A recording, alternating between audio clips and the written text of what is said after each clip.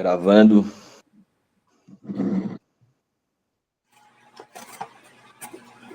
Agora.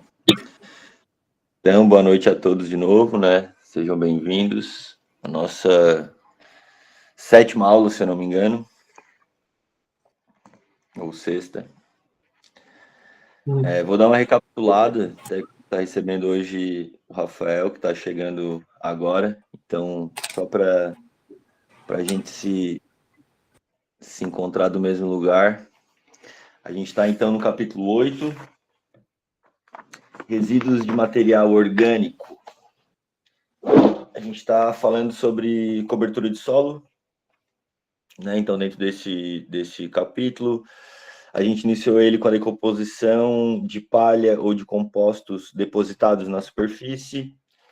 Lembrando que a Ana traz como esse conceito, né, de evitar realmente que se enterre essa matéria orgânica, né, palha, ou seja lá o que for, né, principalmente abaixo de 20, 30 centímetros de profundidade. Então, na sequência, ela vem ali com palha ou composto misturado superficialmente com o solo, então, com esse foco de que realmente não se enterre, né? E aí ela traz ali alguns conceitos de problemas, né? Quando esse composto é incorporado profundamente no solo. Ela entra, então, na parte de adubos verdes, que é onde a gente parou.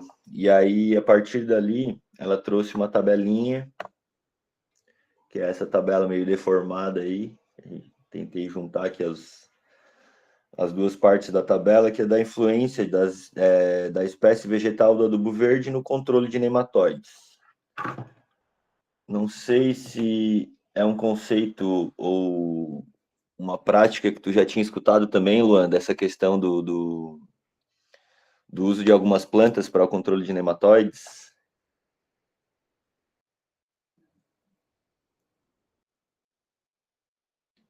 Tá aí sem áudio, mano. Já, mas foi numa pegada mais de... como fala? Agora me fugiu o termo científico correto ali. Mas... E tu lembra que planta que... Não, era tipo junto das aulas de entomologia, assim, que eu tinha com os professores para falar sobre os insetos que eram fitófagos. Aí eles traziam as plantas também para auxiliar nesse combate, né? Mas tem um termo científico que conecta com isso. Já já ele brota aqui na cabeça, eu falo ele aí. Puxa, nós. O que eu lembro, assim, que eu escuto bastante é da crotalária. Não sei se tu já tinha estudado essa função dela também. Eu sei que tem uma que ela é muito específica, e se eu não me engano tá aqui ela, ó, Crotalária grationa. Eu não sei se esses conceitos são em porcentagem, aumentou a população de nematóides, atenção, as leguminosas usadas de forma contínua não controlam mais os nematóides, mas provocam seu aparecimento. Mas tem um tipo de crotalária que é muito usado, assim, quando tem infestação de nematóides, né? E eu não conhecia até essas outras plantas aí, que parece ter uma função também bem parecida, assim, né? Numericamente, pelo menos, elas estão ali bem posicionadas, assim, né? Daí ali abaixo tem na legenda ali são alguns tipos de nematóides, né? O P, o M, o D ali, enfim. E é isso. Então, seguindo, ela traz ali, né? Os adubos verdes podem ser utilizados para diversos fins. Então, diversificar a vida no solo, fixar nitrogênio pelas leguminosas, melhorar a estrutura do solo, o que ocorre especialmente com o uso de gramíneas com raízes fasciculadas fortes e profusas, como milheto, azevém, capim-pangola e outras. Mobilizar ou fornecer nutrientes como cálcio, fósforo e potássio. Cálcio, trigo morisco, girassol e tremoço. Fósforo, leguminosas como mucuna, kudzu e guandu, e potássio, mamona e capim-elefantes, né, as folhas. Romper lajes duras com crotalária, guandu e tremoço. diversificar a rotação de culturas e combater nematóides. Né? Então, a gente sabe que a adubação verde, a gente normalmente fala aí geralmente para 2 usos, pelo menos é o mais comum, inclusive dentro da agricultura convencional, né? Que é para o sistema de plantio direto, né? E para pousio. Mas ela traz outras questões aqui bem interessantes, né? Também é comum se falar da fixação de nitrogênio pelas leguminosas, né? Mas principalmente a gente que trabalha com maior biodiversidade dentro da agroecologia, né? A gente sabe que romper lajes é uma questão muito crucial dentro da adubação verde também, né? Acho que até tu aí na tua área, até tu acredito que trabalha mais com isso, né, Luan, por conta dos solos bem argilosos, compactados, assim, né? Aham. O que eu mais tenho usado para descompactar é o Guandu, que está ajudando bastante. Pô, ele está tendo um crescimento massa, daí agora no segundo ano dele, depois das podas que eu fiz, eu tô tirando para renovar os sisteminhas, né? Aí ele faz uma baguncinha na hora de tirar. Mas é bom, que deixa o solinho fofinho. Sim. Muitas vezes a gente vai ter que fazer um revolvimento ali com máquina e já evita só num processo desse, né? De arrancar uma raiz, né? Eu tô tendo que arrancar com aquela ferramenta que os caras inventaram de tirar aipim, que no meio do negócio de ferro tem uma Um V, assim. hastezinha, assim, senão só na alavanca, porque puxar nas costas você perde as costas, velho. Tem tipo pé de cabra. É tipo um É, pé de cabra. Delicado. cara, tem que dar jeito. E é bom que o solo com certeza fica bem fofo mesmo, né? É. Você já passa a máquina depois para plantar. Maravilha, né?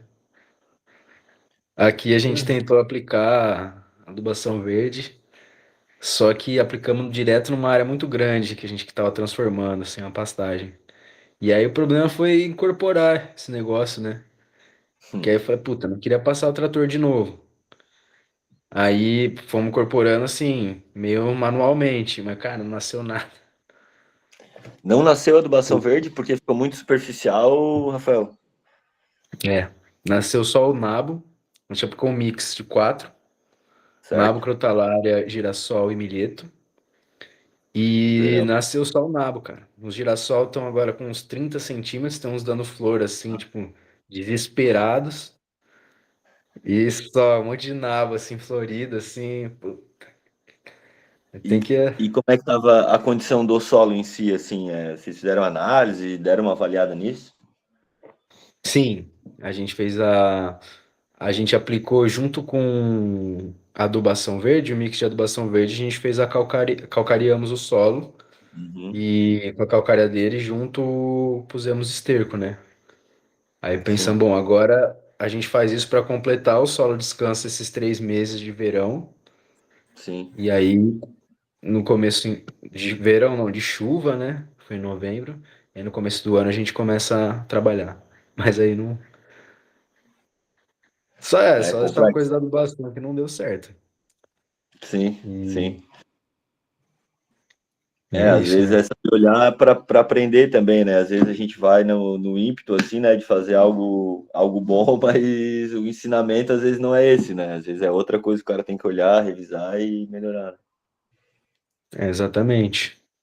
Às vezes você quer fazer uma coisa muito perfeita, né? Pé da letra. E às vezes você pega uma área grande e a história é outra, né? Hum, É isso aí. Os passarinhos devem estar Aqui tudo alimentados lá, né? Tudo ganharam criado. sementinha boa. É. Mas, então é Hum. isso aí, seguindo ali ela atrás, né? Os adubos verdes não devem ser enterrados com o arado ou com a grade aradora, mas colocados na camada superficial ou revolvida com a camada superficial até 8 centímetros de profundidade. Então aqui já é depois, né? Depois de ele já ter crescido, né? Esse adubo verde, né? Essas plantas. E ela coloca ali ainda, né? Se os adubos verdes forem enterrados profundamente, seu efeito será negativo, porque o campo não poderá ser plantado durante 3 a 4 meses, por causa da decomposição anaeróbica da matéria orgânica e a consequente produção de gases tóxicos, como metano e gás sulfídrico. Né, tranquilo, né? Isso é algo que a gente também, ela coloca em vários momentos, assim, né? Como que esse virar de solo, principalmente provocado pelo arado, né? Pelo arado de disco ou a iveca, como ele realmente enterra, às vezes, abaixo de 20 centímetros de profundidade essas plantas, e aí ali não tem oxigênio, então vai ter uma decomposição anaeróbica que, né, enfim, inibe crescimento de raiz, é uma decomposição negativa para o solo, né? Então, o que plantar ali geralmente vai passar um pouco de trabalho, assim, para se desenvolver, né? E ela continua ali, então, quando os adubos verdes forem misturados superficialmente com a terra, é preciso que a cultura seja plantada imediatamente depois, porque em 3 semanas o nitrogênio é perdido, assim como a maior parte dos cátions em caso de ocorrência de chuvas neste período. E aí é um desafio, né? Porque você não pode incorporar, mas você também tem que plantar dentro de 3 semanas, né? Isso, se incorporado, né, se virado ao solo, né, se feito esse movimento de arado, colocado ele abaixo de 20, 30 centímetros de profundidade, tem que esperar esse período porque vai ter essa decomposição anaeróbica que é tóxica para as raízes, para as plantas, né? Mas se tu Ah, consegue tá. fazer essa incorporação superficial até 8 centímetros de profundidade, tranquilo, Uhum. entende? Ah, entendi. Aí não é problema. Porque o problema é esse, né? Assim, Hum. eu trabalho aqui com um sistema de plantio direto, né? Eu atendo alguns agricultores aqui e daí o sistema de plantio direto trabalha com aquele rolo faca. Não sei se tu conhece, Rafael. Uhum. Ele E vai daí ele acama cortando. as plantas, né? Ele não chega a cortar, ele deita as plantas, sabe? Fica aquele camadão de palha sobre o solo. As plantas ainda têm algumas trocas, né? Com a rizosfera, com as próprias raízes, né? Só não tem uma passagem de seiva. Então essas plantas vão secando ao longo do tempo. E Uhum. aí, esse é um sistema, tipo, muito interessante, só que tu depende muito de máquinas para isso, né? Tem soluções manuais também, né? Inclusive o Luan, acho que trouxe em um outro momento aí, que é tipo uma estaca de madeira, que tu vai deitando essas plantas, né? Enfim, para ir deitando elas, e aí depois faz um corte com o próprio. O que tu falou que era o Luan que fazia? Do que do aquilo lá que eu tinha trazido era uma parada mais manual, né? Que Isso. era essa madeira para poder ir pisoteando e já fazendo essa quebra ali do caulezinho. Mas eu vi também a galera implementando tipo um rolo de rolo compressor, só que em triciclo, ou quadriciclo ou tobata, que dá para ir puxando também e quebrando eles ali. E aí a dificuldade depois de tu deitar essas plantas é tu abrir os sulcos para conseguir plantar, né? Então ali ou tu vai ter que usar uma enxada, porque né, no uso com maquinário, com equipamentos maiores, é usado o disco de corte mesmo, né? Que é aquele disco grande, daí depende do tipo de cultura que tu vai usar, tu vai colocar uma profundidade e tal. Mas manualmente isso para mim é das partes mais complexas, né? Daí eu acho que o Luan comentou da picareta, então assim, algo manual mesmo, né? O meu caso geralmente acaba ficando no manual, né? Porque o meu sítio e alguns que eu trabalho é acima de 18 graus de inclinação, algumas áreas assim, e esse é o limite para passar maquinário, né? Pensando em curva de nível, que já fica horrível, nem passar passa, na verdade. Sim. Mas é o que é passado como dados aí. Vocês que são agrônomos estão ligados disso. Mas se eu acabo ficando nessa, no manual, e aí os planos de negócio também acabam ficando assim. Quando entra o contexto da mão de obra especializada para fazer todo o manejo, né, necessário. Lá no meu terreno, maquinário que entra, na maioria das vezes, é para puxar eucalipto que eu vou tombando para transformar em agroflorestas as áreas ali. Agora Mas aí, será, Gabriel, que o escarificador daria para usar, fazer esses sucos? Ô, galera, só chegou meu pequeno aqui, só me dá uns 5 minutinhos que eu já consigo falar. Agora vai sair uma gritaçada aqui. tá. Mas então, eu acho que dá para fazer, só que o revolvimento ele acaba sendo um revolvimento que pode ser que traga os horizontes mais baixos para cima, né? Uhum. Que o sucador ele tem a face mais chata, né? Ele vai fundo, mas ele ainda acaba trazendo coisa do fundo para cima ali. Uhum. É. Não sei se você chegou a ver já aquele implemento do Yeomans, que é tipo um desses daí mesmo, tipo um subsolador, só que ele é fininho a entrada, então ele consegue chegar em altas profundidades sem revolver as camadas dos horizontes da Terra, aumenta a permeabilidade e enraização das plantas e é uma otimização, né? Eu acho que nesse tipo de cultura com adubação verde, passar ele, talvez no final da passada ia ter que tirar um pouco de matéria orgânica que fique presa, mas nada, tipo, acho nada que atrapalharia no caso, né? O problema é que ninguém tem esse implemento aqui no Brasil, pelo menos até hoje. Eu tava pensando já na serralheira conseguiria fazer, será? Tipo um rastelo, né? De trator. Meu, é isso. Tipo, se tiver como investir ou tem as manhas do soldar, desses trabalhos, conhece alguém que tenha essa pegada de fundição também. Às vezes mandar Hum. fazer um para teste já está desenvolvendo um maquinário novo aí, na hora que É, vem. ele faz tem tia, né? Aham. É aquela Mas será ideia que. do corte para fazer o plantio. Isso. Isso. Tipo, o que o É, Rafael o trouxe lance. foi se passar tipo aquele escarificador de estrada que a Sim, galera usa, ou um sim. subsolador, né? Funciona. O que tem que estar ligado? Quanto maior o espaçamento que tu abre ali no meio, maior a chance de vir planta, né, que tu não quer, né? Plantas que tu não tá contando que elas vão aparecer ali.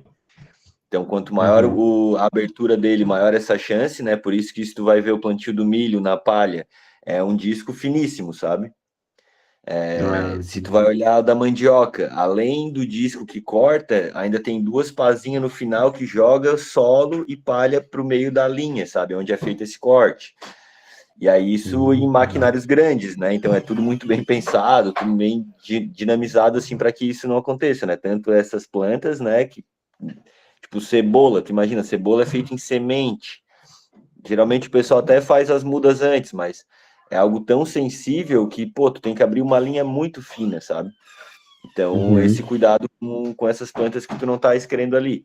Mas no nosso caso, assim, para uma produção menor, tipo, até porque o caso das hortaliças, adaptar alguma coisa numa tobata ou num quadriciclo, como o Luan falou, é bem possível. O que tem que pensar? Que tem que ser pesado, sabe? Tem que ter uma Uhum. pressão ali atrás para que realmente abra sucos, sabe? Uhum.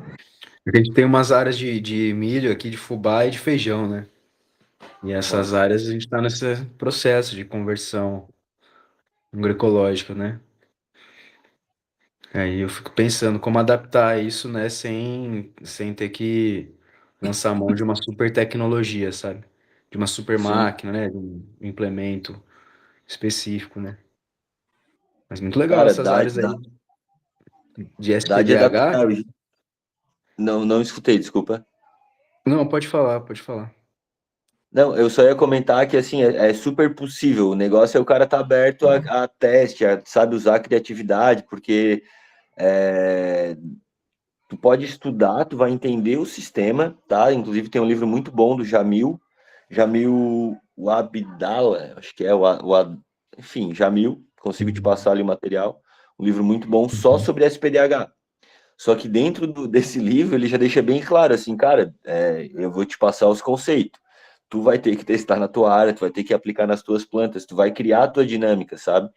Tanto que ele fala que não é prática, ele chama de prátice, que seria mais a questão do teórico junto com o prático, porque sempre tu vai estar voltando para o livro, voltando para a teoria para tentar melhorar, sabe? E assim, Uhum. quem hoje é consolidado em SPDH tem no mínimo 10 anos de atividade dentro disso, sabe? Imagino.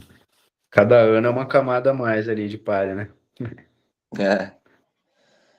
Não, a gente está falando aí aproximadamente 10 toneladas por hectare de matéria seca. Então, se tu pegar 1 metro por 1 metro, tem que dar, se eu não me engano, 100 gramas dele seco. Caramba, é 1 quilo, na A verdade, Ana né? Primavera fala a partir de 8, a Ana Primavera fala, mas é isso aí, tem que chegar nos 10 toneladas ali, realmente, para tá tapado, né? Para te não ter problema com plantas, né, que tu não deseja, enfim. E que mantém umidade, matéria orgânica, enfim, toda a função realmente de um plantio direto, né? De uma cobertura de solo. Muito legal. Isso aí, vamos, Da hora. vamos construindo essa história junto. É isso aí. E então, seguindo ali, ela traz, então, depois dessa questão da. Tem mais algum comentário, Luan? Posso seguir? Meu, acho que a última partezinha do texto ali, que ela fala a última coisa relacionada ao adubo verde, que ela fala que o maior efeito da adubação verde ocorre quando permanece, ainda por 3 semanas, em cima do solo como mulch, ou cobertura morta, protegendo. Com esse efeito, a vida do solo é capaz de descompactar o solo de uma maneira mais eficaz do que as raízes. Aí, isso tudo vai depender das áreas, né, e do formato de atuação. Tipo, quando a gente vai colocar um plantio rápido, igual as hortaliças, um plantio às vezes de 35 a 45 dias, dependendo de algumas espécies ali, a dificuldade é manter solo coberto com uma rotação tão rápida. Então, o trabalho que a gente vê dos agricologistas aí é adensamento dessas espécies para poder ter um fechamento mais rápido aí das plantas e ter a mesma otimização em relação ao solo, né? Sem contar a necessidade de revolvimento. Então, tipo, eu acho legal a adubação verde, sempre olhada nesse processo de sucessão do que a agrofloresta traz, porque ela é uma baita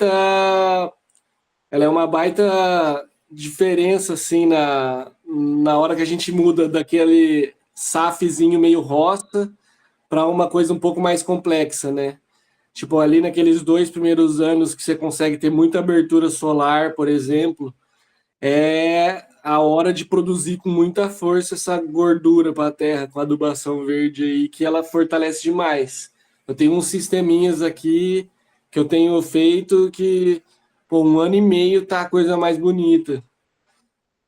E é tudo modular, assim, para testar planta, testar regiões daqui de Santa Catarina, né? E tem funcionado legal, tipo. Mas é isso, é para cada realidade um aprendizado e uma necessidade, né? Sim. Acho que tem muitas questões aí no meio, né? A escolha das plantas, né? Desse mix, né? É, o tempo do desenvolvimento dessas plantas, então assim, o que envolve já a escolha das plantas, assim, a gente vai muito longe, né? Eu quero realmente profundidade de raiz, eu quero diversidade de planta, eu quero para fazer uma adubação verde, eu quero para roçar né, fazer um plantio direto, eu quero para roçar e deixar ele como uma adubação verde, só uma cobertura de solo. Então é toda uma complexidade que realmente cada área, cada local vai ter uma necessidade e tu vai ter que testar para ver se realmente isso funciona para ti, né? E Legal, então adubo verde e agora a questão do uso dessas plantas como para uma rotação de culturas, né? Então, a rotação de culturas, ela coloca ali que tem dois propósitos, né? Garantir colheitas fartas pelo uso de uma cultura, Exigente, por exemplo, trigo, algodão e canola. Modesta, por exemplo, milho, sorgo, girassol e feijão. E recuperadora, soja e ervilhaca. Então, rotação de culturas,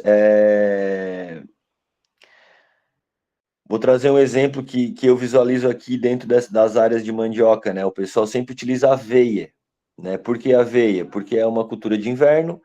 O inverno é o espaço que eles têm entre a colheita e o novo plantio. Então, o que eles fazem para não deixar aquele solo descoberto? Eles utilizam aveia, né? Aqui nas plantações de mandioca. Então, encaixa super bem na cultura deles. Então, traz muita função. Tem uma função de fixar nitrogênio, tem uma função de agregar matéria orgânica no solo? Não.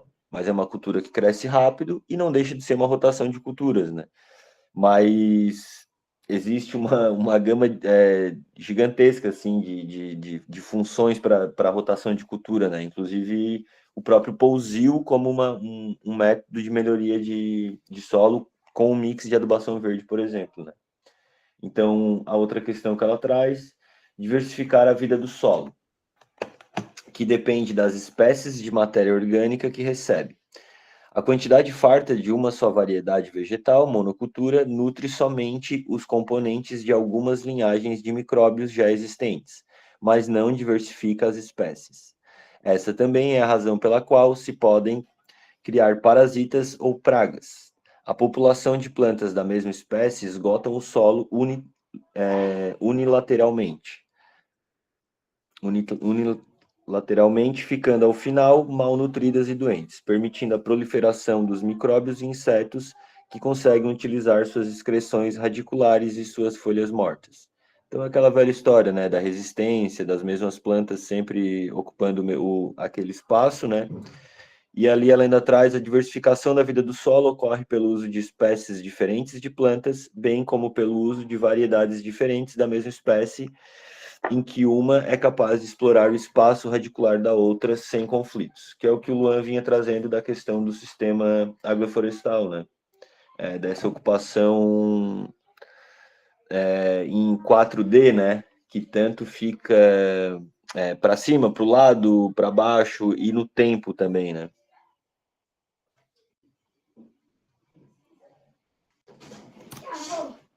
Tchau, B. Tô com um livro errado, pessoal. Agora que eu Qual que percebi. você tava? Holy Bible Ah, é o grandão. aham. Eu tenho esse também, mas não tá aqui. Agora próxima aula eu vou estar com ele. Que Mas livro vamos é esse, chegar nesse Rafa? outro aí também.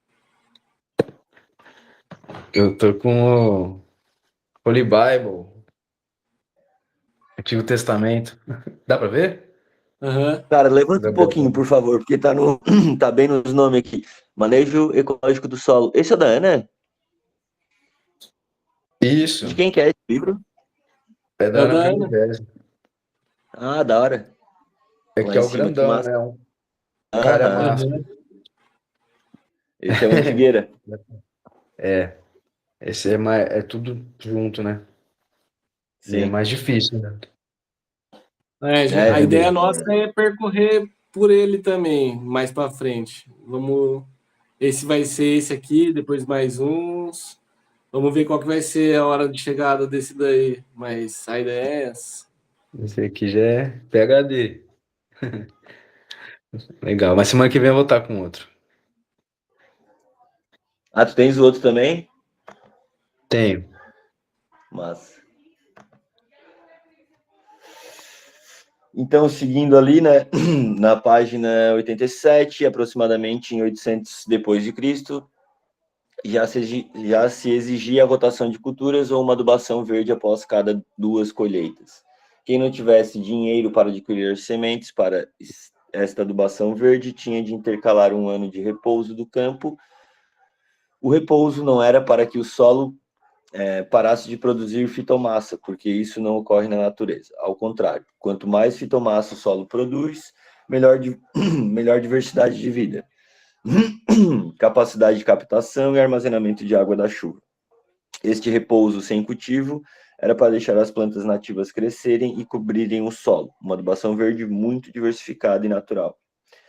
Não sei se vocês já chegaram a trocar ideia com os mais antigos, assim, né? Sobre como o pessoal, principalmente os europeus que vieram aqui para a nossa região, utilizavam a terra, ocupavam a terra. Vocês já escutaram a história deles, assim, contando? Não.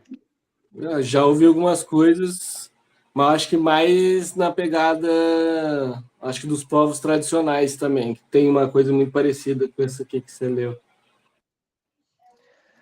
Isso aqui É uma também, coisa né? que... Como é que é, Rafa? Aqui também, aqui tinha um lance de queimada, aqui em Minas. Certo. Eu Queimava acho que a aí eles área chamam de depois. coevara, eu acho que eles falam, é isso? Isso, coivara. É, não sei. Se eu não me engano, é isso que eles chamam essas queimadas, né? Mas é uma queimada bem superficial e controlada, né? Sim. No roçado, tudo com acerado e tal. Queimava e essa área que queimou é que é a área boa, né? Que eles falam para plantar. Uhum. Querendo E ou não, a cinza é um eles baita liberam. adubo, né? Tem potássio, tem Sim, cálcio. Só que o que a Ana Primavera fala é que em 3 anos aumenta até o pH do solo, né? Ela mostra aqui no livro assim que aumenta até o pH, é muito bom. Mas se você fica naquela área, o que aconteceu com esses agricultores que foi falindo a agricultura deles é que eles tiveram que parar de queimar, né? sim, E, e aí eles tiveram que começar a usar a mesma área sempre. E aí que veio o problema. Porque aí você não sim. tinha que. Aí eles não usam calcário, né? Aí não tinha mais reposição de cálcio, de fósforo, de potássio. É uma curiosidade minha, assim, né? Eu sempre questiono aqui os agricultores aqui na minha região e eu gosto de escutar a história, assim, né? E eles sempre contam, assim, dos pais, dos avós, e era isso, né? Tipo, só que eles separavam em quatro, três, ou pelo menos duas áreas, né? Então, uma área sempre era, pelo menos uma área era sempre deixada em pousio, né? Para que realmente tivesse a evolução que ele fosse ter. Eles nem traziam sementes de fora, né? Então ficava lá, que eles chamam de capoeirão, né? Subia ali muita gramínea, algumas herbáceas, e mais algumas arbustos, algumas árvores pequenas, assim. E aí, depois de 1, 2 até 4 anos, dependendo dos espaços, eles voltavam para aquela mesma área para botar para baixo e produzir de novo, né? E isso Então, sem uso do fogo. como Sem uso do fogo. Eles... tem uso do fogo. Aqui na nossa região não era muito comum esse uso do fogo. Aqui realmente eles botavam para baixo e tiravam aquele material daquele local. Então eles tinham o olhar meio de monocultura, linhas, eles trouxeram isso da Europa, né? Mas esse pousio era. Não sei se veio de lá, não sei se. Eu acredito que sim, né? Eu acredito que lá também deve ter algum olhar assim mais de pousio, mas monocultura, sem adubo químico, né? Porque a gente está falando aí de 100, cento e poucos anos atrás, então ainda poucos tinham acesso. E é isso, assim, já era um método, né, bem aplicado e funcional, assim, né? Sem uma necessidade realmente de trazer insumos externos, assim, né? Uhum. Tem uma pegada histórica dentro desse contexto aí, né? Tipo, até ali, vamos botar em meados de 70, 80, a grande maioria da humanidade estava praticamente em áreas rurais, né? E o cultivo e também o tempo, ele tinha uma realidade diferente do que a atual, né? Que agora a gente tem 80% da população nas áreas urbanas.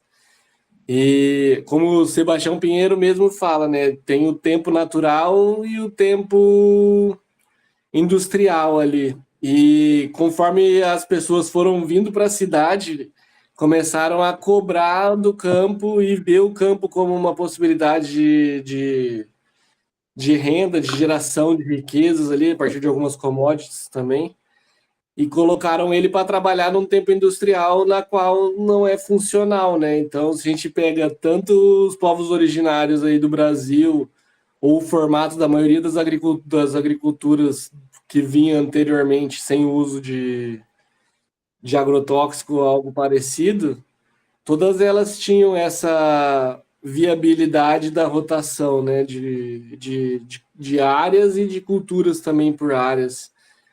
Então, tipo, a gente vê ali estudos científicos que demonstram que a floresta amazônica foi plantada há mais de 10 mil anos e dá para ver a partir das diferentes espécies por região os núcleos por onde algumas etnias foram se consolidando, né? Então, tipo, muito do que a gente vive atualmente, a necessidade gerada atualmente, coloca o solo para ser usado até acabar a sua vida.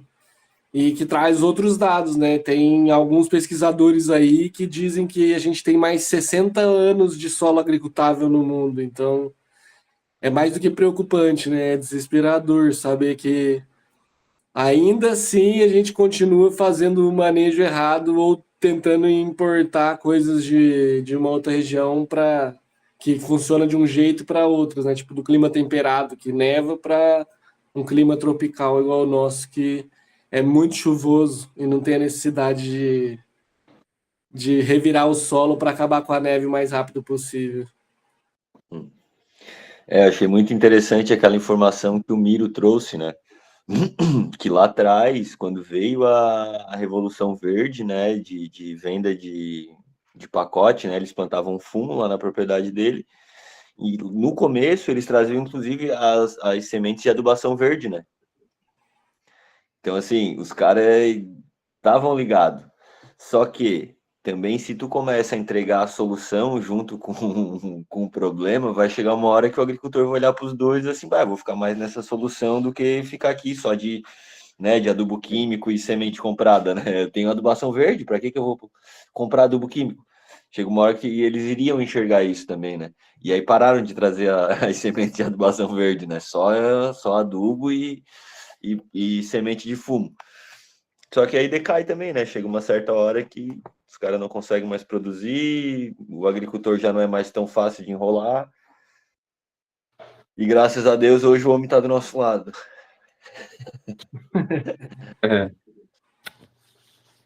É, Tava conversando com um pesquisador esse tempo atrás, um biólogo que trabalhou aqui na Serra do Tabuleiro por mais de 30 anos.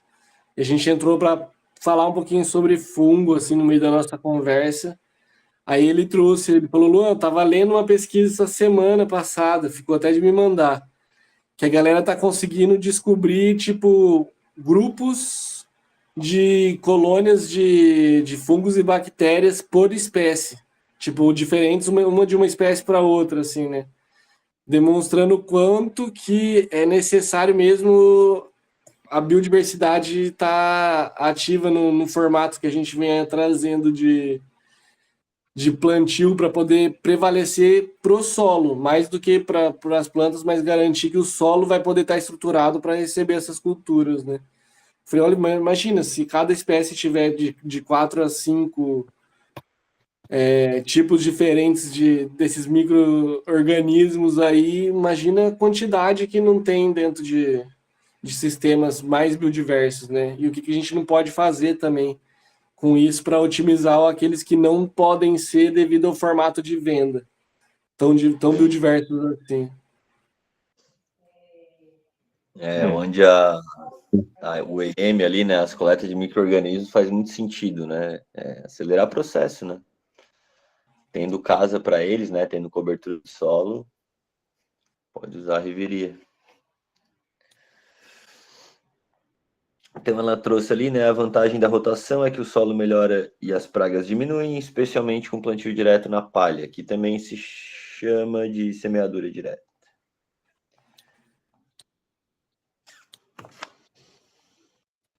Então, seguindo, página 88. Então, embora a soja esteja entre as plantas recuperadoras de solo, se usada de vez em quando em rotação com outras culturas, quando em monocultivo, também degrada o solo. E geralmente, após 7 ou 8 anos, a terra é abandonada.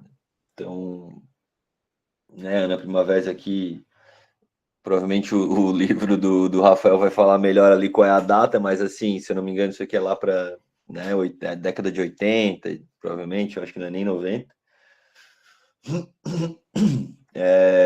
Essa questão de abandono, né, de abandonar uma terra, né, hoje em dia a gente sabe, assim, que as próprias empresas de semente, de adubos químicos e também de remédio, elas têm olhado para a agricultura com um outro olhar, né? E não é uma questão de ser bonzinho, né? É uma questão porque realmente o solo, se continuar do jeito que está, né? A gente tratando ele da forma que está tratando, daqui a pouco a gente fica sem agricultura. Então, assim, produtos biológicos estão se tornando uma prática comum,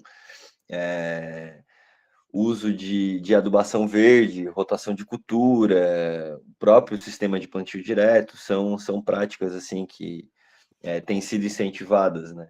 Então, E a a terra foi soja ficando já não cara, é. né? É, A terra assim, é uma questão abandonada. também, Rafael, eu vou te dizer, porque eles são muito mais baratos em teoria, esses produtos biológicos. Imagina que para te produzir, sei lá, um nitrogênio da vida ali, né, uma ureia, cara, é feito um processo com temperatura, é feito uma extração de minerais, é feito um processo com pressão, muitos ácidos, então assim, pô, é um negócio muito caro. E a biologia, assim, a vida ela quer pulsar, né? Ela já quer acontecer, né? Então, eu me questiono ainda até onde é um pouco de sacada dos caras, estamos começando, o negócio tá vindo agora, a gente ainda tá tendo que testar muito, e daqui a pouco isso vai baratear, eu acredito que vai ficar até mais barato mesmo do que esses insumos químicos, sabe? Uhum. Não, eu Mas digo até que onde. a, a terra, né, se tornou uma coisa Ah, cara, né? Valiosa hoje sim, em dia a terra, terra sim, agrícola. sim. Aqui na nossa região, Mas, né, Santa Catarina, sendo um estado pequeno, cada ano, cara, aumenta, sei lá, 20%, às vezes 30% o preço das terras. então, olha aí. É Não um é barato, absurdo. não. Terra produtiva. Mais caro Mas, ainda. mas eu vejo isso. O professor do ADAC, o Afonso Pech, fala isso, né? O problema não é a produtividade, né? Não é você produzir lá 200 sacas. O problema é Sim, você gastar 180 para produzir 200 sacas, né? Que é o que acontece com sim, muitos agricultores, né? Os é agricultores isso. quebram por causa disso, porque eles gastam muito com esses pacotes e a longo prazo não se paga, né? Não se paga, tudo endividado. E a E agricultura a vem falar ilusão sobre de que isso, né? arrendar, eu vejo muito aqui a ilusão de que arrendar mais terra vai trazer mais lucro, né? E às vezes é só maior dívida, porque o Sabe, cara maior continua risco. não tendo lucro, né? Exatamente. Isso é muito louco. E os caras se entram nos riscos, assim, aqui na mandioca eu também vejo bastante, assim, os caras entram nos riscos que tu olha assim, cara, eu diminuiria a quantidade de terra ao invés de aumentar e procuraria por outras soluções. Que o problema não é a quantidade de terra, né? E sim o método, a forma, né? Uhum. Porque às vezes aí o cara gasta tanto para produzir, se ele diminui, se ele melhora o sistema dele, ele começa a gastar menos e tem o mesmo lucro, né? Aí ele fala, ah, não, por que que eu vou aumentar, né? É isso. O sistema de plantio direto ganha muito em cima disso, tá? Porque tu imagina que só de movimentação de solo, tu já diminui umas 2, 3 entradas de trator no teu sistema, sabe? O sistema de plantio direto de hortaliças, o SPDH, né? Então só ali os Uhum. caras já começam a convencer assim, pô, vou entrar 3 vezes a menos, sim, 3 vezes, porque daí tem o preparo, tem a mistura, né, do solo, né? Então uma entrada de arado e pelo menos mais 2 de grade, quando não tem uma quarta entrada com subsolador. Então, esses 4 movimentação de solo, tu já consegue eliminar só com o sistema de plantio direto. E aí, lógico, é matéria orgânica sobre o solo, né? Então, assim, tu sabe a função de uma matéria orgânica, de uma cobertura de solo.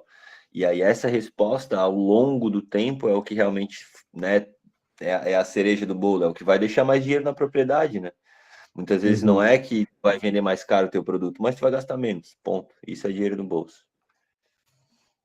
Aí no sistema de plantio direto dá para fazer uma entrada só, que vai É, tombando e até já vai tem equipamento sucando, que mas faz aí. isso, mas ele é mais difícil, que daí é o quê? Uma plantadeira com o rolo faca na frente.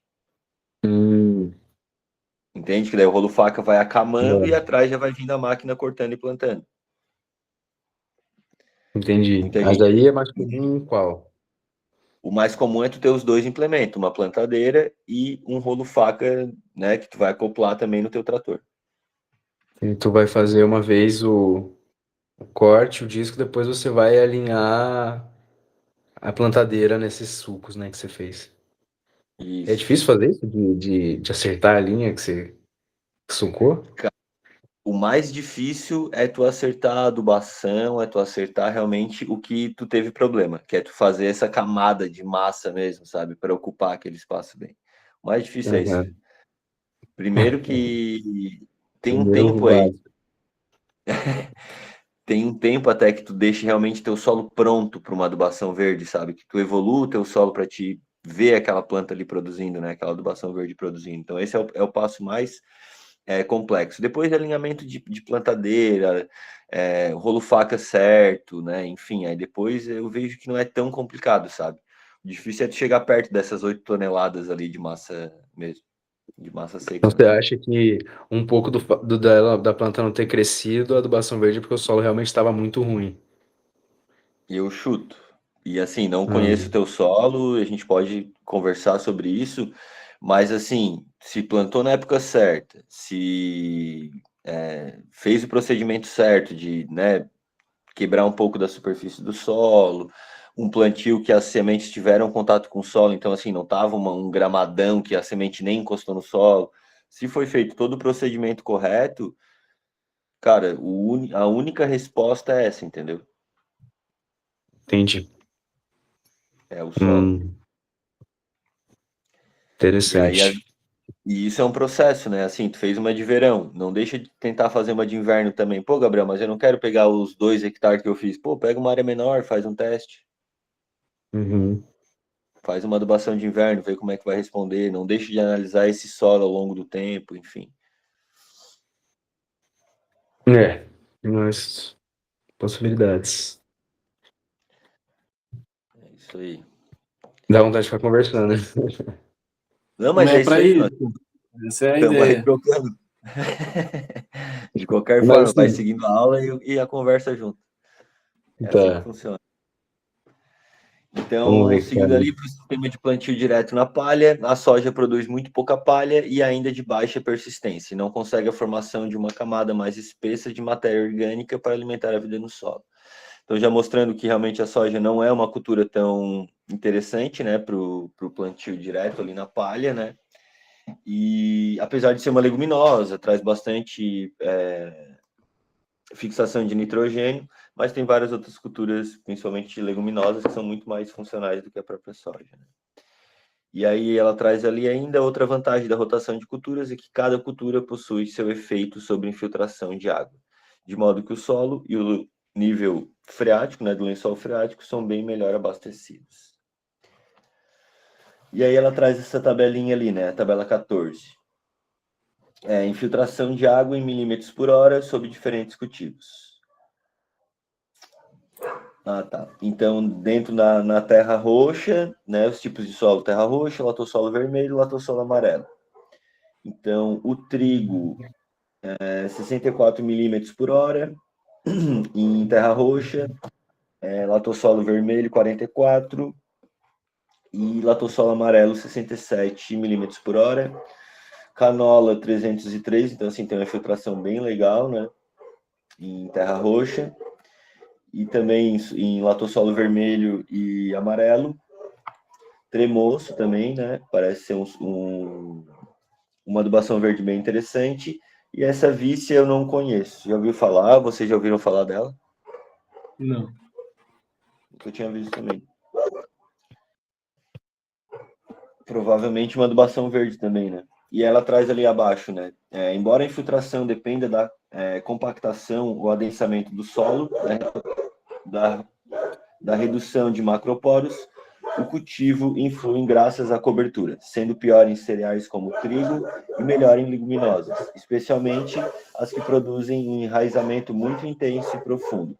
Conforme a rotação, há o aumento de colheita, de modo que mesmo uma cultura economicamente não rentável possa valer a pena. E aí ela traz ali, então, a tabela 15. Eu já li ali o que estava acima. Então, produção de algodão. Deixa eu só dar uma chamada nos meus cachorros. Tava dando uma pesquisada aqui rápida enquanto fluiu a vícia que ela coloca ali.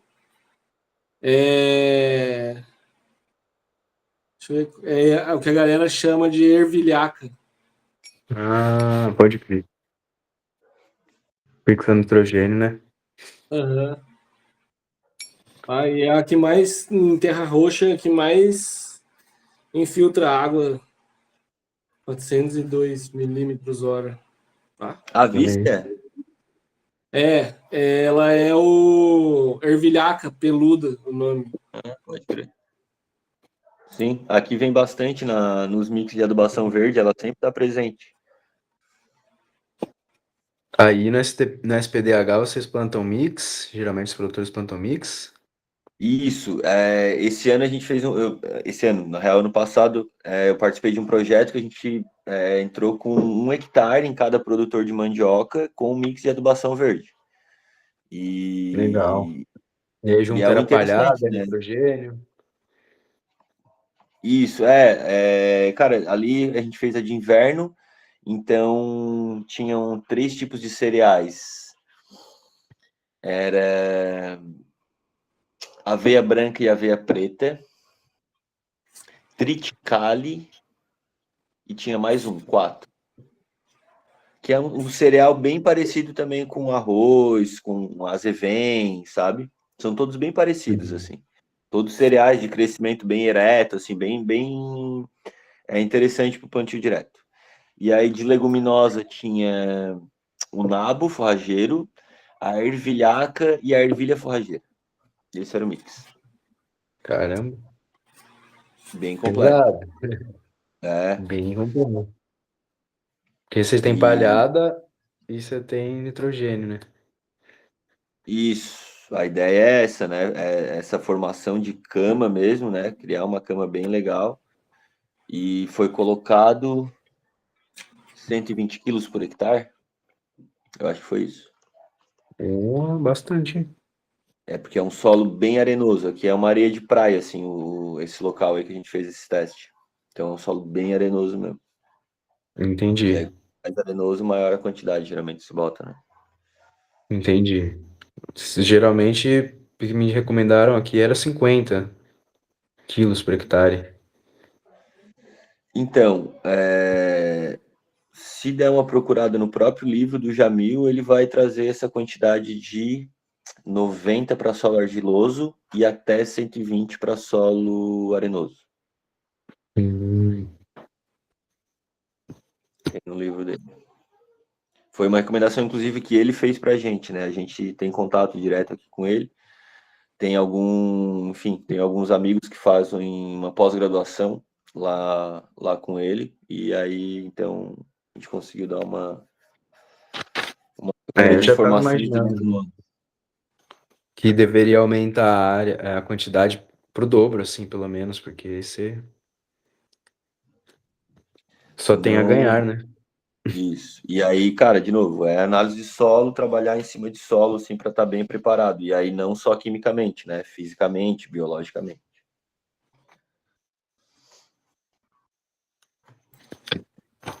Então, ela Um dia eu trouxe te ali a falo da tabelinha análise. 15. Como é que é? Depois eu te conto da análise de solo. Tá. O negócio tava feio. Imagina. Pelo que tu falou do girassol, cara, o girassol é muito guerreiro, assim. Então, para ele ter travado, o Então, pH devia estar bem baixo. pH tava 4 e pouco, 4,2. Nossa, Que era uma pastagem, né? Mas só de sim. virar, eu acho que já É, vai dar pra subir. sim. O calcário também tem que se ligar no tempo de reação dele, né? É outra coisa também que tem que procurar respeitar, assim, né? É. Então, seguindo ali na tabela 15, produção de algodão em função da rotação de culturas, né? Então, soja algodão, amendoim algodão, mucuna algodão e algodão. E aí a produção do algodão, né, em quilos por hectares, quando se utilizou a soja, 1.227 quilos por hectare, amendoim 1.494, mucuna 2.083 e o próprio algodão 903, né? Então, mostrando que a rotação funciona. E interessante que a mucuna que deu mais alto ali é a mais agressiva delas, né? A que realmente forma uma biomassa monstruosa. E todas são leguminosas. Amendoim também é uma leguminosa? Sim. É. Aham. Então, tirando o algodão. E aí seguimos. Eu acredito que agora a gente vai para o capítulo 9, colocação da matéria orgânica.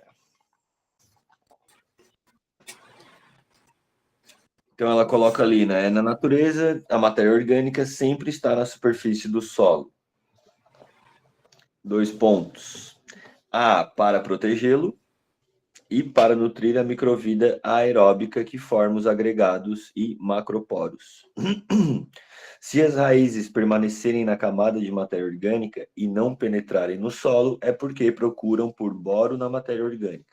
Então já uma informação aí de... Sim, uma coisa que eu acho muito interessante assim da Ana, né? Ela trouxe o boro como quase que um elemento essencial assim, né? Pro agricultor, né? Não sei se vocês também já notaram isso, assim, quanto ela traz a questão do boro. É. Super. Mas ela chega a falar sobre formas de obter o boro? Você consegue mobilizar ele no solo com adubação verde? Ela traz, ela chega ao ponto de trazer recomendação de uso de 2 a 4 quilos, se eu não me engano, por hectare de bórax, né? Que é o que é usado até hoje, na real, né? Uhum. Então, Uhum. durante o livro, ela traz ali algumas colocações de como realmente esse boro funciona dentro do solo, de como obter ele através de algumas funções de adubação, e enfim. E também ela traz de um uso corretivo, assim, né? Como um elemento essencial, né? Eu acho que está muito ligado à fotossíntese, se eu não me engano. É isso, Luan? Sim, mas o boro, como ele entra como micronutriente, ele também acaba sendo um elemento que vai estar preso, vamos dizer assim, nas plantas de serviço, né, que a gente usa de termo na agrofloresta. Então, tipo, tudo quanto é tipo de cobertura de solo que a gente colocar já vai dar essa liberação do boro para o solo em relação ao movimento ali da microbiota agindo para decomposição. A compostagem é outro fator bacana e também a parte do esterco, né? O esterco ele também faz essa mobilização acontecer. Sim. Então é quase que um conjunto ali, boro e molibdênio. Tipo, um para fortalecimento e mais como fala? Para deixar a planta mais sólida, né? Para obter menos ataque, e outra para facilitar o crescimento e a absorção de alguns outros nutrientes. Sim. Ela até trouxe ali na sequência, ó, neste caso, deve-se adubar o solo com 8 a 12 quilos por hectare em solos muito argilosos, até 15 quilos por hectare de bórax ou ácido bórico. Então, ela, inclusive, trouxe isso aqui na sequência aqui da leitura, né?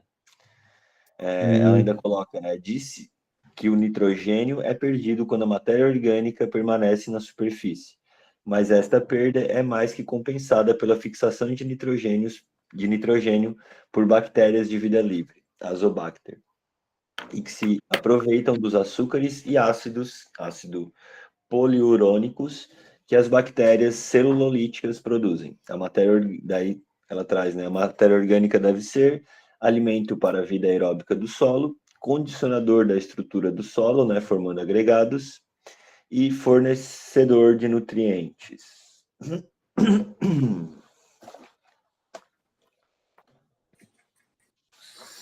Se isso quer E comentar mais tipo, alguma coisa? pensar que o solo nosso tropical, ou do solo mais do Brasil, assim, ele é meio que um.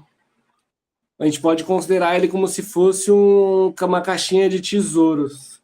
Quanto mais cobertura a gente consegue manter sobre ele, maior a permeabilidade, aprofundamento das raízes, criando essa rizosfera e, consequentemente, a capacidade de troca dos elementos ali a partir da microbiota do solo. Então, quando a gente aumenta a espessura desse solo, a gente também tira essa inviabilidade da planta querer subir com a raiz para a parte mais superior, né? Porque a gente está dando a possibilidade para ela ali e a qualidade que ela necessita para ela ir aprofundando essas raízes e buscando na camada da rizosfera mesmo esses nutrientes.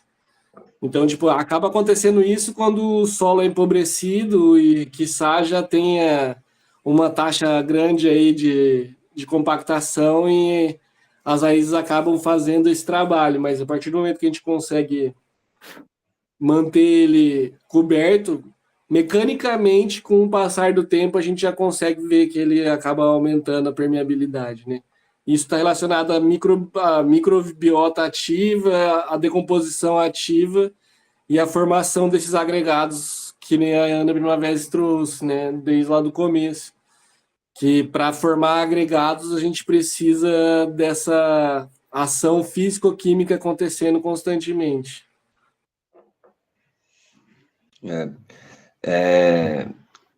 A complexidade assim da vida de um solo, né, de uma área de produção mesmo é muito interessante assim, porque pega nisso, né? Tipo, se a gente consegue deixar principalmente na Mata Atlântica e tal, né? Se a gente consegue deixar um local só em pousio, isso já vai acontecer naturalmente, né? E a gente, quando intervém de uma maneira errada, de uma maneira convencional, enfim, né, numa agricultura muito intensiva, o homem tem uma capacidade de degradar, assim, que é muito grande, né? Ao ponto de tu conseguir jogar um pH tão para baixo, né?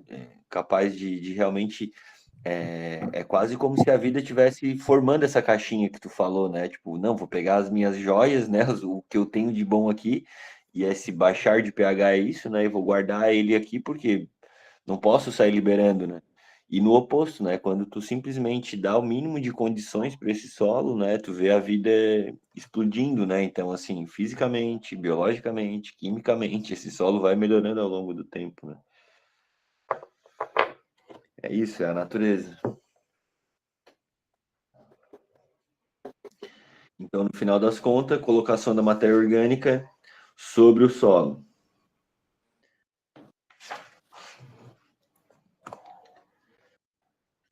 E aqui, então, para que serve a matéria orgânica? A matéria orgânica vegetal não é adubo. Ela é alimento para a vida aeróbica do solo que o agrega, criando o sistema macroporoso por onde entram ar e água indispensáveis para a produção vegetal.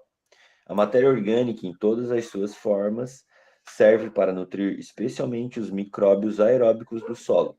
E como estes micróbios são especialmente importantes para a agregação do solo e a formação de macroporos superficiais, a matéria orgânica, de forma alguma, deve ser enterrada, mas permanecer sobre a superfície do solo ou na camada superficial.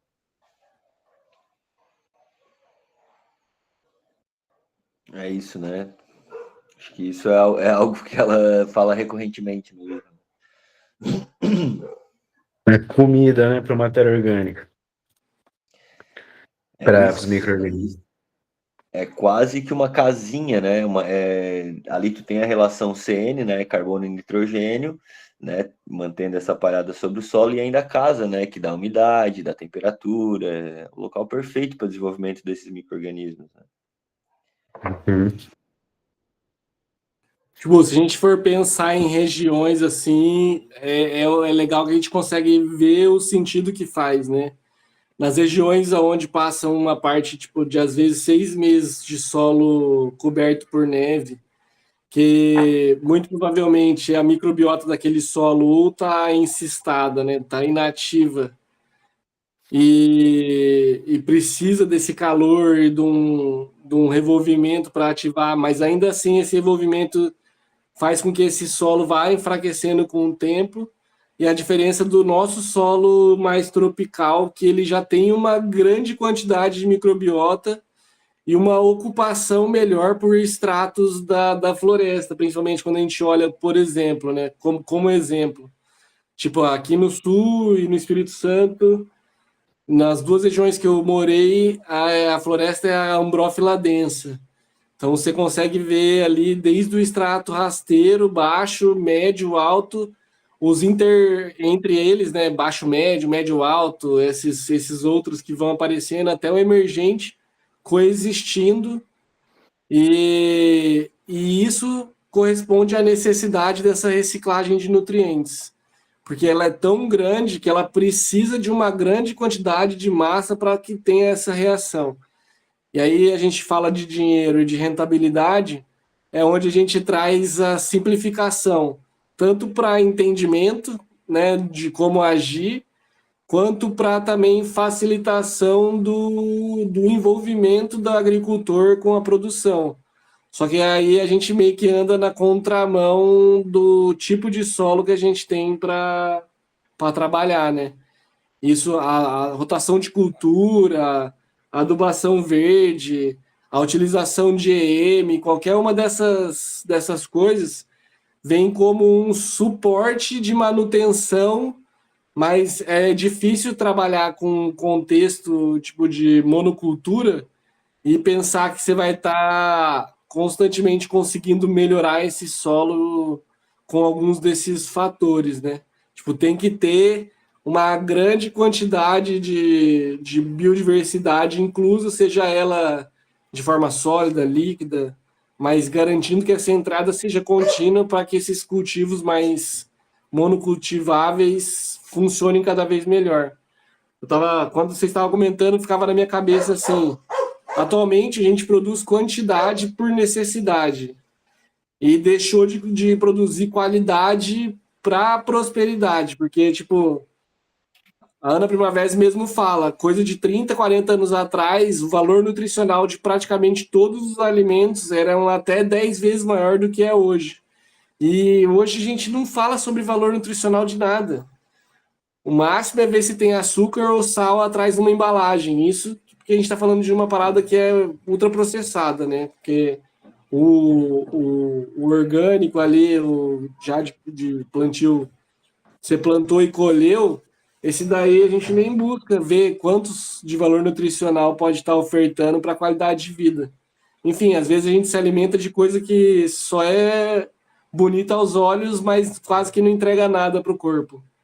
Ela tá falando aqui no livro, hoje eu tava lendo que é igual a gente aduba a planta só com três nutrientes e a gente igualmente vai comer uma planta que talvez só tenha esses três nutrientes, né? A gente não dá importância para os micronutrientes. É uma coisa que eu nunca estudei muito, assim, a fundo essa questão nutricional dos alimentos orgânicos, né? Cientificamente, assim, falando. Mas é interessante. Agora, Conforme. Pode falar, Fel. aí, vocês, na SPDH, na hora que a plantadeira vai, ela já está jogando o adubo. Vocês estão colocando ainda, estão no NPK? Como que é? Eu consigo usar esterco com a É, plantadeira? Como é que faz? aqui é sistema totalmente convencional, tá? Todos são agricultores convencionais, então, assim, é tudo adubação química, enfim. Eles têm Aham. utilizam alguma coisa de esterco, mas é sempre evitando custo, então, assim, qual é o mais barato? Esse ano o de peru estava mais barato, então quem usou o de peru. E aí tem alguns erros dentro do sistema deles, no sentido de não confiar no processo, de estar fazendo a primeira vez. Então, assim, alguns não adubaram como foi recomendado desde o início, alguns não fizeram o processo correto de acamar as plantas. Então, assim, tem bastante detalhes assim para se aprimorar ainda, né? Mas o Uhum. correto é a adubação sempre antes da adubação verde. E depois do plantio, no caso da mandioca, umas adubações não de base, mas sim corretivas, como a própria ureia coloretada, ou a ureia branca.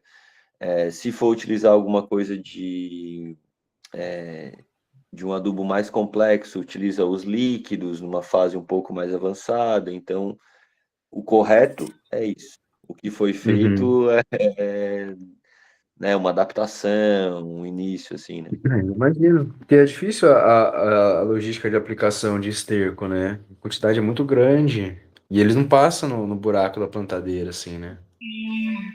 É isso aí. Aí alguns acabam utilizando os adubos pelletizados, né? Adubo orgânico pelletizado é uma solução. O de peru eu sei Hum. que tem. Só Santa Consegue fazer Catarina com. mesmo. Daí tu consegue fazer com a adubadeira normal ali, né? A que espalha NPK também consegue espalhar esse pelletizado aí de peru. Ah, legal. É uma É, solução. podia ter uma adubação, um distribuidor de composto para sistema de plantio direto, né? É isso, assim, máquina, eu acho que até deve ter adaptado, se o cara procurar, né? A grande dificuldade realmente é tu ter acesso a uma máquina dessa, né? Porque ou alguém adaptou em casa e aí talvez tu conheça o maluco, ou tu vai pagar Uhum. uma para ter um equipamento desse, tu vai ter que ter o trator específico para ele e 3 pontinhos, né? O cara vai longe. É, é isso. É É, mas isso aqui a aí, maioria dos agricultores usam esterco, mas eles usam NPK junto, né? sim. E e é isso, né? Uma coisa interessante quando eu comecei a trabalhar aqui foi que tava lendo o livro da Ana Primavera e ela tava falando de uns sinais de um solo degradado, né? Hum, Aí nos sinais de um solo degradado é a poeira. E é um solo que depois que você passa a máquina, aqui eles passam o arado, né? Você passa o arado, e é um solo que você pisa nele e ele levanta poeira. E quando ele seca, ele racha, né? Então você acha que ainda tá um solo fofo, tá um solo poroso, mas ele tá um solo totalmente queimado, né? Foi revirado, sim. queimou. E, cara, no passado eu vi isso bem claro, assim, o solo totalmente pulverizado, assim, um areião, um areião.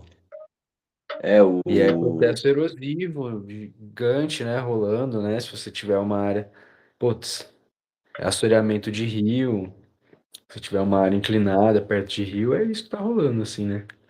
E aí eles botam o NPK e eles acham que a planta tá muito boa, né, Uhum. mas você olha assim o solo e você fica assim, caramba, a planta realmente ela tá comendo aquele NPK, porque é a única coisa que tem pra ela, né.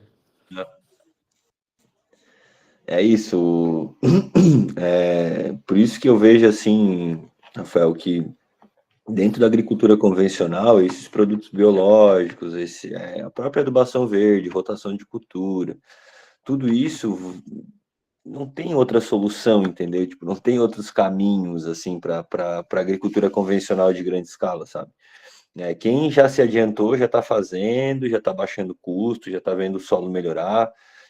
Inclusive o uso de pó de rocha, carvão vegetal, são soluções que vêm da agricultura agroecológica, da agricultura mais sustentável, chame como quiser, e que já estão sendo utilizadas na agricultura convencional, porque é a única solução, entendeu?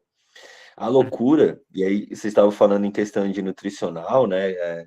A parte nutricional dos alimentos, é ver agricultores orgânicos utilizando técnicas da agricultura convencional. Isso, para mim, é a parte mais maluca do processo. E a Ana traz nesse livro isso muito pontualmente. Ela deixa bem claro. Usar esterco, como as pessoas estão usando na agricultura orgânica, é praticamente só trocar o insumo, entendeu? Só trocou o NPK pelo esterco. Uhum. E é isso que acontece. E como que ela fala que eles estão usando? É tipo, usar muito, Isso não que fazer daí rotação de cultura. estão colocando cada vez mais esterco, entendeu? Dentro da agricultura orgânica, achando que vai produzir cada vez mais, sendo que a solução em solo tropical não é essa. A solução em solo tropical é diversidade de plantas. Isso ficou muito claro para a gente. Aí, com diversidade de plantas, tem diversidade de raízes, diversidade de micro-organismos que trazem toda a questão de solução nutritiva para as plantas, cobertura de solo, uso de matéria orgânica de uma forma correta. São essas soluções que são realmente o que traria nutrição para as plantas, sabe? Pontualmente o uso de alguns micronutrientes, praticamente é o que ela coloca, né? Mais para frente até, eu acho que não sei se nesse capítulo, acho que é em outro capítulo mais para frente, ela fala também de produção de bioinsumos on-farm, né, na propriedade, utilizando o que tem na propriedade, em vez de tu ir lá e comprar sei lá, 10 toneladas de esterco, tu vai lá comprar 1 tonelada de esterco e utiliza soluções de bioinsumos para produzir teu próprio composto, sabe? Tu vai usar muito menos, tu vai agregar muito mais nutrição para tuas plantas, não só o NPK, né, mas diferentes macro e micronutrientes. Então, é isso. E aí, porque a pergunta crucial desse livro, não sei se no teu aí também vem disso, mas uma universidade da Índia questiona ela sobre, né, guerras e alimentação. Se ela acredita que as pessoas estarem guerreando, se as pessoas estarem, né, ela traz lá um conceito, se tem ligação com a alimentação, com o que elas estão ingerindo.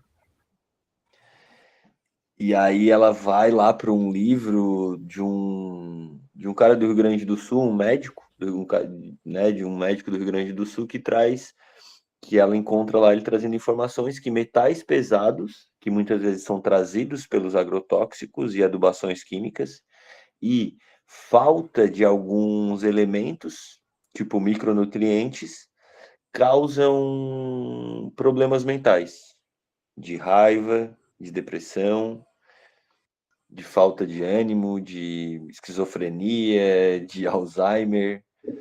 Então ela faz essa ligação. E o livro se inicia dessa forma, sabe? Os metais pesados provenientes da... Adubação química e uso de agrotóxicos, né? Principalmente. Entendi. Né? Faz todo sentido, né? Pode dizer que esses americanos aí são saudáveis. Eles comem uns orgânicos inchados, gigante. Tá doido. Eles ficam tudo gigante depois, inchado. Fígado expurgando, irritados. Irritado, sem noção do que é real e o que não é. E é isso, é muito interessante, assim, né? Tu chegar nesse ponto de fazer essa ligação mesmo, né? Que agrotóxicos, esses problemas de intoxicação de solo, traz uma resposta metabólica para a gente de doença mesmo, né? De doença real mesmo. Uhum. Tipo, eu acho que essa é a forma mais clara de demonstrar que o ser humano ele se tornou um ser alienado em relação a se entender como natureza, né? Porque, tipo, a microbiota do solo é a microbiota do intestino. E se ele tá pensando em qualidade de vida, meu, nem que faça academia, fique fortão, mas quando a gente passa a olhar para a parte microscópica do processo, é onde a gente consegue perceber ali, tipo, o não combate, por exemplo, às células cancerígenas, né? Porque, tipo, as células cancerígenas se alimentam de radicais livres, tipo um hidrogênio ou um nitrogênio ou qualquer um desses elementos que seja necessário para a vida humana acaba sendo catalisado ou dinamizado dentro do próprio corpo ali. Sobrou uma coisa, tipo um desses, um oxigênio, um hidrogênio, é utilizado por uma célula cancerígena como forma de alimentação. Então, quando a gente consegue colocar isso no solo, isso vir nos alimentos, a gente também está se remediando, né? Por um lado, as empresas aí que agora costumam comandar tudo ao mesmo tempo, saúde, solo e produtos químicos para os dois movimentos do solo e da saúde humana, eles têm esse entendimento e eles sabem que quanto mais eles diminuírem essa força, mais eles vão conseguir tirar proveito financeiro no final, né? O problema do dinheiro é que ele bota o ser humano contra ele mesmo. E essas empresas, elas dominam os meios de produção, né, cara? Elas dominam a indústria química, elas conseguem fabricar tudo. Tudo. Adubo. Você vê, a gente vai tentar produzir e você não consegue ter um trator para escalonar, né, sua produção. Você não consegue construir um reservatório de água, furar um poço artesiano. Então, você não consegue, você não acessa os meios de produção, né, facilmente. Essas empresas, elas já têm uma estrutura aí tão grande que elas ficam realmente monopolizando a narrativa. Sim, e já estão influenciando o ciclo biogeoquímico, né? Tipo, o glifosato, por exemplo, está presente em chuvas. Por mais que você às vezes fala, mano, eu tô aqui fazendo minha produção orgânica, choveu no meu terreno, choveu É, glifosato, tá ligado? Pô, que loucura. é o nível que a gente se encontra atualmente. Sim. Não, mas Além é de ter isso, nas né? nascentes, já está indo para a precipitação também da chuva. Mas É, e essa coisa que o Gabriel falou é real, né? Os grandes já estão começando a usar a tecnologia, né? A assim, tecnologia de processos, né? Mas o difícil é chegar essa informação, né? Falta essa informação chegar nos menores, nos pequenos, né? Grandão estão cara, construindo fábrica de insumo, pó de rocha, né? para mim, não existe outra solução além da autonomia do agricultor. Eu não enxergo outro caminho, velho. Não enxergo outro caminho assim. É a autonomia Uhum. geral, e aí, assim, a parte de equipamentos, a parte, como tu mesmo colocou, né, de tu ter o acesso ao equipamento pesado, a gente ainda vai depender desses sem vergonha. Mas agora, a autonomia do que a gente vai fazer no campo, das nossas escolhas, do que a gente vai alimentar nossas plantas, a gente ainda tem. Porque assim como o milho transgênico, que já deu pano para manga, não sei se tu já escutou histórias do tipo uma agricultura orgânica, uma agricultura até convencional, mas com milho não transgênico, que foi contaminado com milho transgênico, e dá processo de milhão.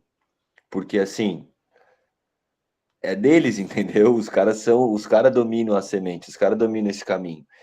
E do que eu venho, né, observando e escutando, principalmente através do Sebastião Pinheiro e pessoas da mesma linha, é que eles vão dominar os micro-organismos.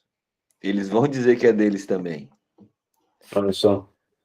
E se a gente para pensar, isso faz sentido num ponto aonde que, assim, é loucura, é uma profundidade muito grande. Só que, assim como, sei lá, uma batata do México, né, um milho ancestral nosso aqui, uma mandioca ancestral, esses micro-organismos têm DNA. E o DNA deles é daqui. Então, assim, se a gente não aprender a usar isso, se a gente não aprender a conservar esses micro-organismos, multiplicar esses micro-organismos, e a gente ficar sempre comprando, dependendo desses sem vergonha, Aí, sabe, o próximo caminho, que é a nossa maior defesa, que é conseguir realmente produzir alguma coisa dentro da propriedade, a gente não vai ter mais, a gente perde tudo, entendeu? É. Mas é engraçado isso, né? Eu tenho um pouco de resistência a essa coisa assim das caudas. Queria saber o que vocês acham disso, assim, porque alguns agricultores orgânicos que eu conheci ao longo da minha vida, dessa escola mais tradicional, assim, os caras mais antigos,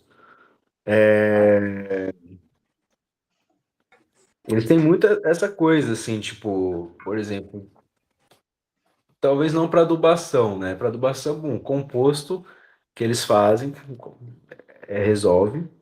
As Sim, adubações de micronutrientes pontuais e um ambiente saudável, né? Corta-vento, rotação de cultura. legal. Eu não vejo muito eles aplicando cauda, biocauda, assim, né? E eles também não acreditam muito nessa coisa de que existe praga, né, no ambiente orgânico. Então eles estão sempre fazendo um lance de deixar rolar, né? Se tem alguma coisa difícil, poda. O que vocês acham disso? Assim, adubação foliar é uma coisa que eu tenho muita dúvida. Sim. Rafael, Ah, então,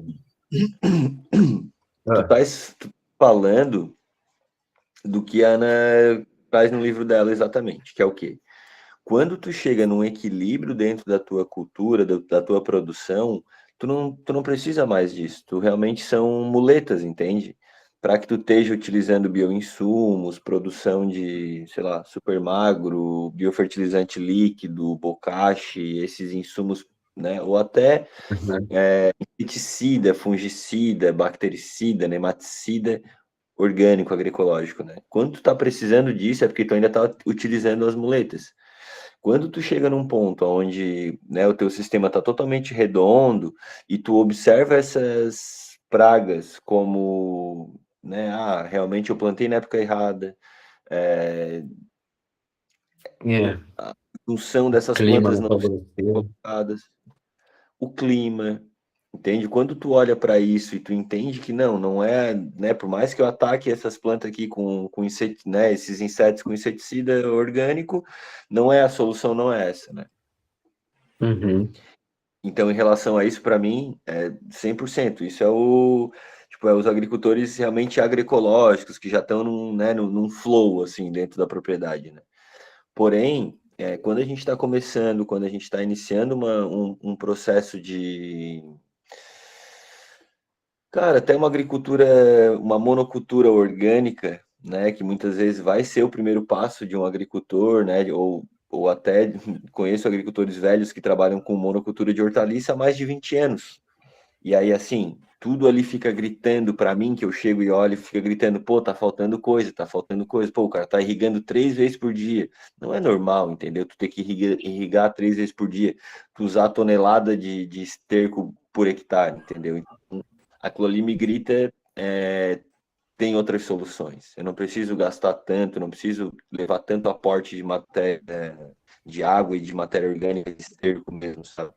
Então, né, nesses pontos, eu acho super importante assim, a utilização de alguns bioinsumos e, enfim, né, insumos produzidos ali mesmo na propriedade.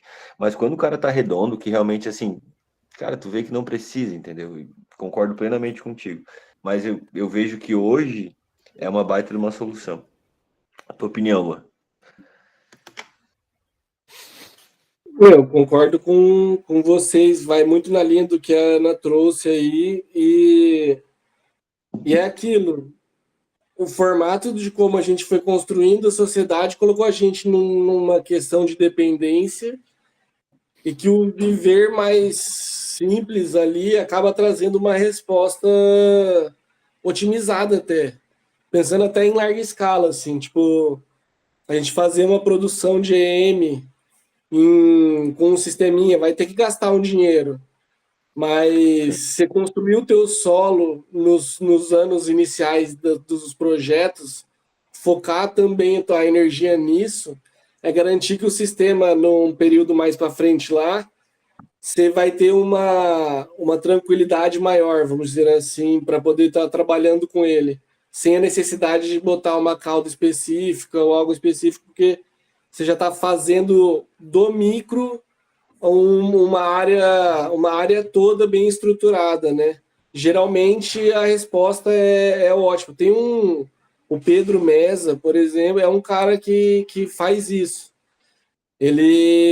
Todas as áreas de início dele, ele faz o Zimo 1, 2, 3, 4, ele pega o EM, faz um monte de preparação ali de micro-organismos eficientes para estar já interagindo isso no solo dele para depois ele fazer um plantio.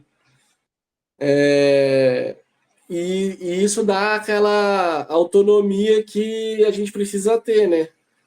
Porque uma hora o recurso vai ficando cada vez mais escasso, o valor cada vez mais alto e a gente precisa ter alternativa. E a alternativa é estar com os produtos da própria propriedade para utilização.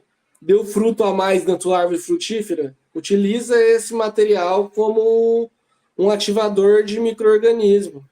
Deu uma quantidade de palhada ou casca de algum cereal que foi manejada na propriedade, utiliza isso como hospedeiro para essa microbiota e está sendo ativada.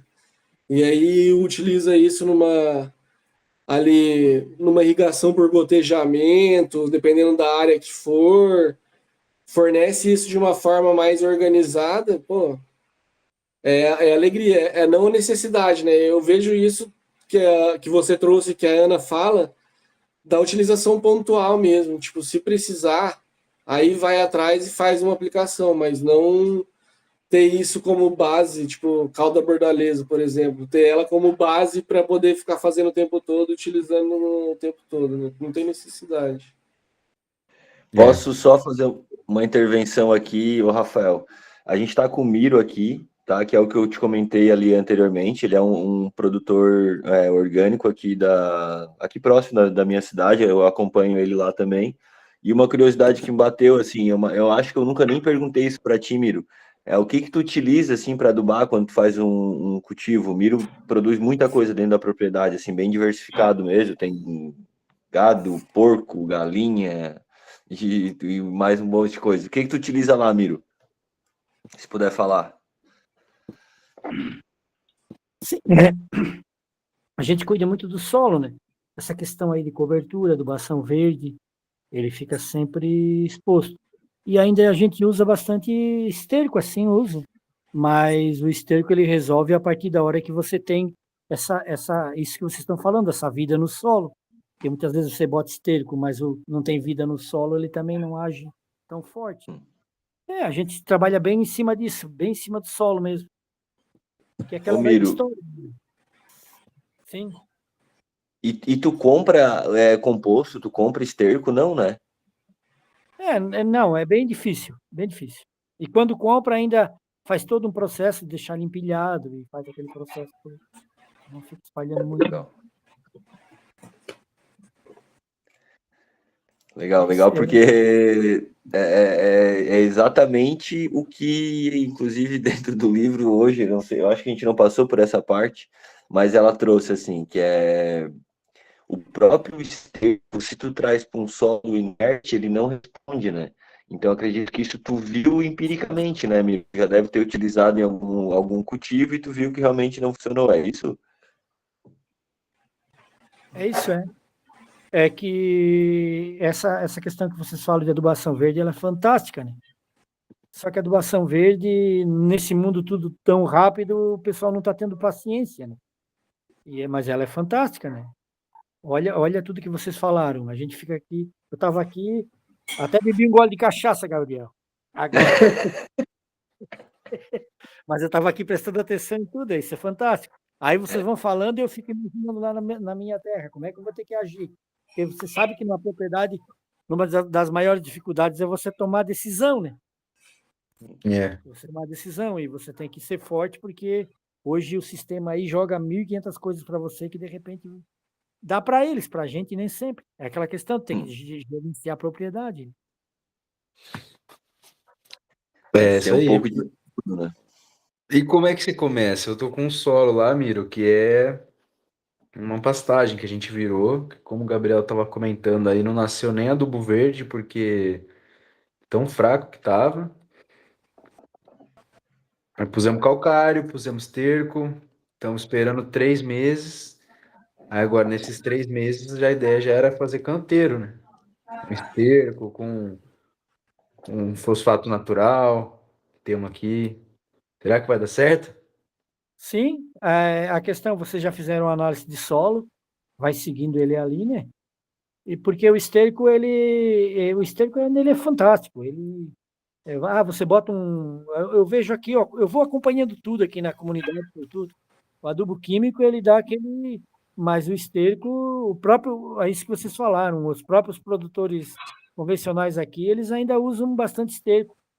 Eles estão mudando, senão aquele adubo químico ali não está resolvendo. Mas é bem isso aí mesmo. É que e outra, essa questão do solo é que ele assim, ele não é uma coisa rápida, né? Tipo, hoje você coloca uma ureia, você coloca um adubo, ele é meio rápido. Já você colocar um esterco, você fazer uma adubação verde, ele é mais lento. Mas funciona, funciona. Outra coisa interessante é observar. Nós, agricultores, gente, como a gente observa pouco. Deveria observar bem, assim, mas não observando. Isso é fantástico, tá? Ali vocês vão ter áreas melhores, áreas mais ruins, já vai observando, de repente lá precisa mais isso, o outro menos, mas já dá para. Não, como ele estragou, dá para recuperar. É tempo. É tempo, né? O Mir falou uma coisa certa. Hoje em dia a gente é muito apressado, né? Quer tudo para ontem. Exatamente. É isso. Mira lições. Mudança de vida. Ah, mas é bem assim que ele falou. Você fica ouvindo, conversando assim, você fica emocionado, né? Você quer tomar uma cachaça e pegar o trator e sair plantando do Bastão Verde. É isso. Ô, Rafael, cara, um toque assim, se eu posso te dar agora de início, me veio muito isso. As sementes que tu escolheu são sementes que, assim, pro verão funciona, talvez tu teria, já era para ter um resultado melhor, mas provavelmente o pH mesmo está muito baixo ainda. Mas vai atrás de culturas mais agressivas, cara, tipo mucuna, sabe? Coisas que É, né? são mais destruidoras mesmo Pode ser. sabe? Mamona, Consegue. mucuna. Mamona também, sabe? Vai atrás de culturas que são mais consumidoras de matéria mesmo, que viram mais matéria orgânica, sabe? E é tempo, velho. Miro falou tudo. É tempo, observação. Entender essas manchas também é super importante, porque agora eu sei que tu provavelmente está com pressa para produzir essas hortaliças. Então tu vai ter que ir lá olhar cada espacinho que talvez tenha algum local lá que veio melhor, sabe? Que tu consiga ver que ali talvez pulse melhor a essa vida. Então muitas vezes tu pode trazer materiais de outro lugar para usar nesse espaço, sabe? Uhum. Começar por ali, né? Outra coisa legal, gente, uma coisa legal Não. é aquelas plantas identificadoras. Sim. Provavelmente nesse solo vai nascer plantas e elas vão dizer por que que elas nasceram. Elas vão dizer por que que elas nasceram. Então, assim, por exemplo, nós aqui nasce um capim que chamava um capim cafanhoto. Não sei por que que botaram esse nome, mas ele já identifica que o solo era ruim. Nasceu uma erva de mamangava, que chama aqui, porque o solo já é melhor, ela não nasce em solo ruim. Então é assim, alguma coisa vai nascer nesse solo e ele vai identificar como é que ele está. Tá nascendo nada lá, Isso. Miro. Só braquiária mesmo. Já é uma indicação também, né, amigo? Não deixa de ser. Mas boa indicação. Eu tenho começado a pensar nisso aí que o Miro falou. Vou ficar de olho. É isso, as plantas indicadoras, né? A Ana tem um livro muito legal sobre isso também. Tem. É isso, turma. Obrigado pela conversa. Pô, coisa boa. Hoje, mais uma vez, rendeu bastante. Eu vou parar de gravar aqui. Boa.